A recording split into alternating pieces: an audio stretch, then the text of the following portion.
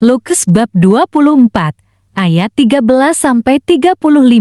Pada hari itu juga dua orang dari murid-murid Yesus pergi ke sebuah kampung bernama Maus yang terletak kira-kira 7 mil jauhnya dari Yerusalem, dan mereka bercakap-cakap tentang segala sesuatu yang telah terjadi. Ketika mereka sedang bercakap-cakap dan bertukar pikiran, datanglah Yesus sendiri mendekati mereka, lalu berjalan bersama-sama dengan mereka. Tetapi ada sesuatu yang menghalangi mata mereka, sehingga mereka tidak dapat mengenal Dia. Yesus berkata kepada mereka, "Apakah yang kamu percakapkan sementara kamu berjalan?" Maka berhentilah mereka dengan muka muram. Seorang dari mereka, namanya Kleopas, menjawabnya, "Adakah engkau satu-satunya orang asing di Yerusalem yang tidak tahu apa yang terjadi di situ pada hari-hari belakangan ini?" Katanya kepada mereka. "Apakah itu?" Jawab mereka. "Apa yang terjadi dengan Yesus orang Nazaret? Dia adalah seorang nabi yang berkuasa dalam pekerjaan dan perkataan di hadapan Allah dan di depan seluruh bangsa kami. Tetapi imam-imam kepala dan pemimpin-pemimpin kami telah menyerahkan dia untuk dihukum mati, dan mereka telah menyalibkannya. Padahal kami dahulu mengharapkan bahwa dialah yang datang untuk membebaskan bangsa Israel. Tetapi sementara itu telah lewat 3 hari sejak semuanya itu terjadi.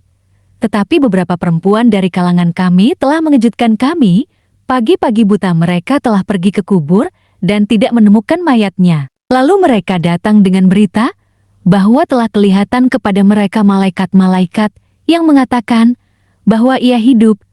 Dan beberapa teman kami telah pergi ke kubur itu dan mendapati bahwa memang benar yang dikatakan perempuan-perempuan itu. Tetapi dia tidak mereka lihat. Lalu ia berkata kepada mereka, "Hai kamu orang bodoh, betapa lambannya hatimu, sehingga kamu tidak percaya segala sesuatu yang telah dikatakan para nabi. Bukankah Mesias harus menderita semuanya itu untuk masuk ke dalam kemuliaannya?"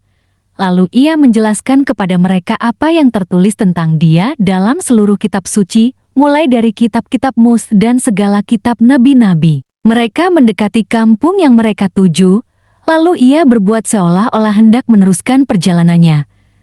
Tetapi mereka sangat mendesaknya. Katanya, "Tinggallah bersama-sama dengan kami, sebab hari telah menjelang malam dan matahari hampir terbenam." Lalu masuklah ia untuk tinggal bersama-sama dengan mereka. Waktu ia duduk makan dengan mereka, ia mengambil roti, mengucap berkat, lalu memecah-mecahkannya dan memberikannya kepada mereka. Ketika itu terbukalah mata mereka dan mereka pun mengenal dia. Tetapi ia lenyap dari tengah-tengah mereka. Kata mereka seorang kepada yang lain, "Bukankah hati kita berkobar-kobar ketika ia berbicara dengan kita di tengah jalan dan ketika ia menerangkan kitab suci kepada kita?" Lalu bangunlah mereka dan terus kembali ke Yerusalem. Di situ mereka mendapati ke-11 murid itu. Mereka sedang berkumpul bersama-sama dengan teman-teman mereka. Kata mereka itu, "Sesungguhnya Tuhan telah bangkit dan telah menampakkan diri kepada Simon."